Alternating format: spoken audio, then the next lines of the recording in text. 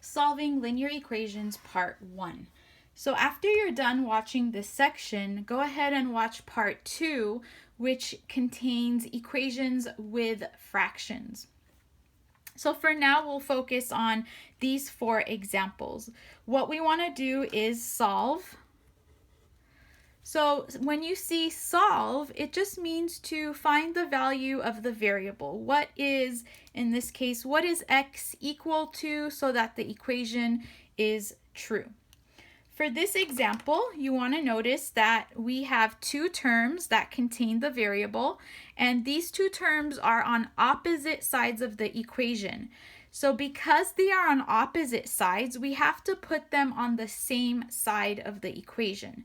And we also need to put these 2 numbers, which are also like terms, on the opposite side. So one side should have the variables, and the other side of the equation should just have our numbers. So what I'm going to do is just take the variables and put them on the left side of the equation. You can choose and you can put the variables on the right side. It's up to you. You get the same answer. What we want to do here is add 12x. We're adding because that is the opposite operation from subtraction. You have to do the same thing, which is add. You have to do it to both sides of the equation.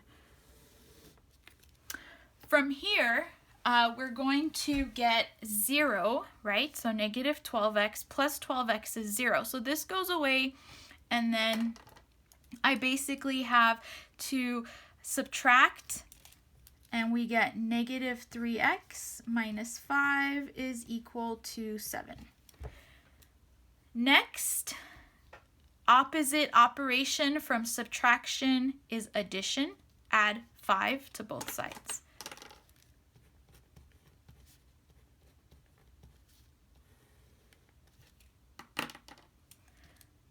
Zero.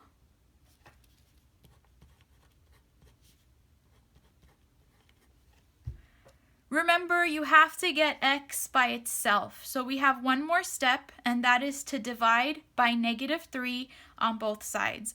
The reason we are dividing is because that is the opposite operation from multiplication, which is negative 3 multiplied with x. Opposite operation, divide. We have to keep the sign of this number the same. We don't change it.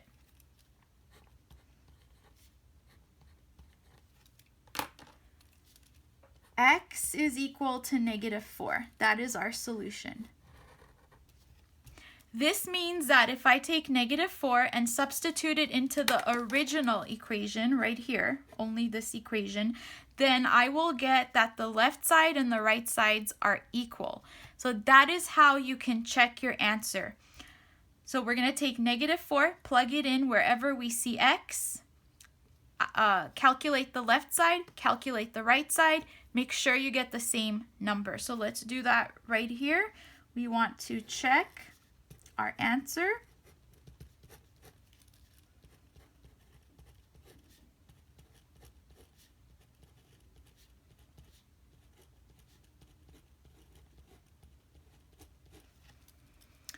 Negative 15 times negative 4 is going to give us 60 minus 5.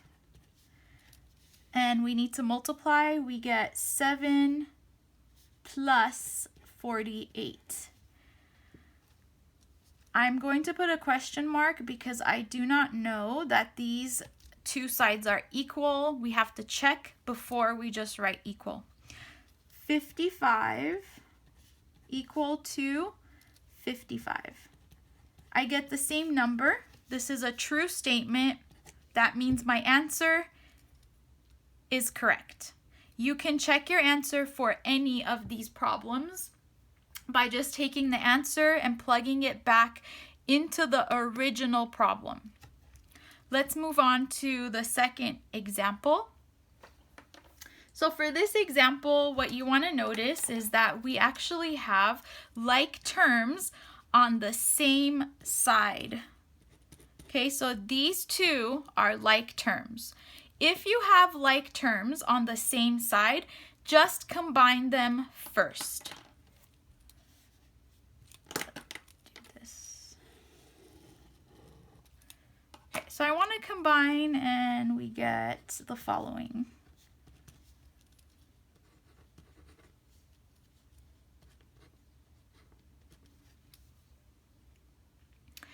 Next, I'm going to subtract 3y.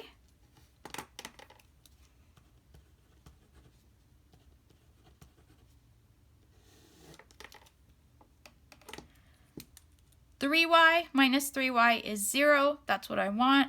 Combine here. We get 3y minus 8 is equal to 7. Now, add 8.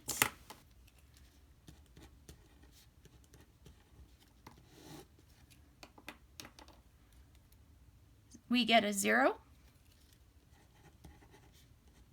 Add. Divide by 3.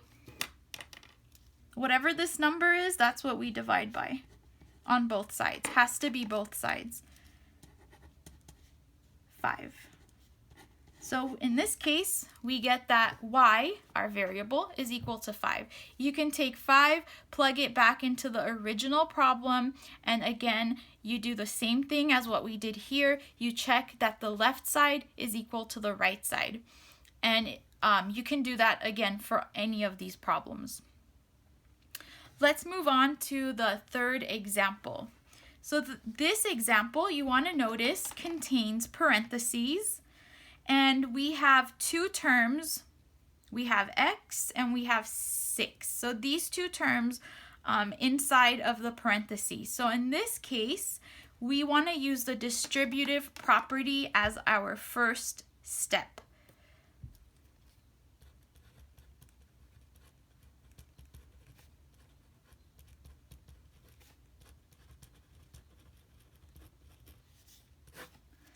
So remember, distributive property just means that 2 is being multiplied with the quantity x minus 6. So you take 2, multiply it with x, take 2, multiply it with a negative 6.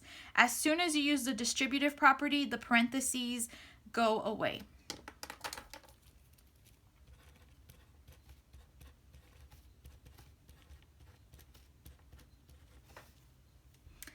Same idea at this point, or same type of problem as the first example. We are going to have to put the variables on one side, the numbers on the other. I like to put the variables on the left side, but again, it doesn't matter, but I will put them on the left side, so I need to subtract 2x from both sides.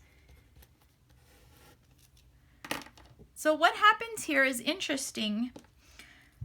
You end up with no variable, because when I subtract on the left side and the right side, I get 0. So the variable is gone.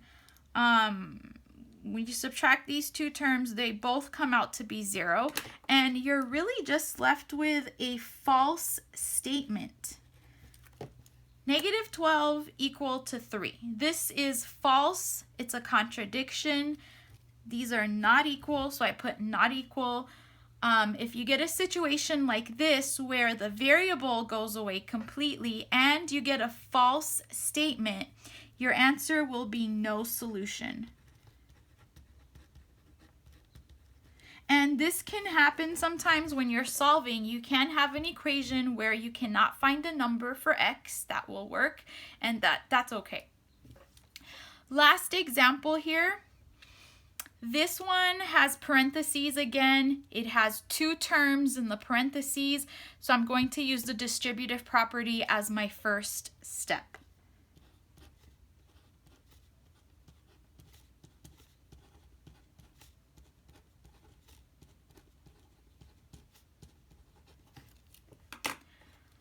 Once that's done, I notice that we have like terms on the left side. So I have 2x plus 2x. Those are on the same side and they're like terms. I can add them together. I also see positive 2x minus, or positive 2 minus 9. These are like terms. they are on the same side of the equation, so I can combine them. So let's do that as the second step. 2x plus 2x is 4x. 2 minus 9 gives me -7. This is also interesting because in this case, I noticed that the left side is exactly the same as the right side. And what happens when we subtract 4x from both sides? Basically the same thing. You want to have the variable on one side. We are just following the same steps as example 3, 2, and 1. When you subtract 4x, I'm sure you notice the variable goes away again because you get 0 for both of these. But you are left with -7 equal to -7. This is actually a true statement. It's not like example 3 where you have a false statement. This is true. If you get a true statement, that means that your answer will be all real numbers, meaning you can pick any real number, plug it in for x in these 3 places, calculate the left side and the right side, and they will be solutions. So you can have one answer, you can have no answer, you can also have an infinite number of solutions, which is all real numbers. So my actual answer that I want to write is all real numbers. You can just pick any number you want, plug it in, and make sure it works, which it should. So any number will work. You can test that out by yourself. Make sure you watch part 2 for the next part of this video.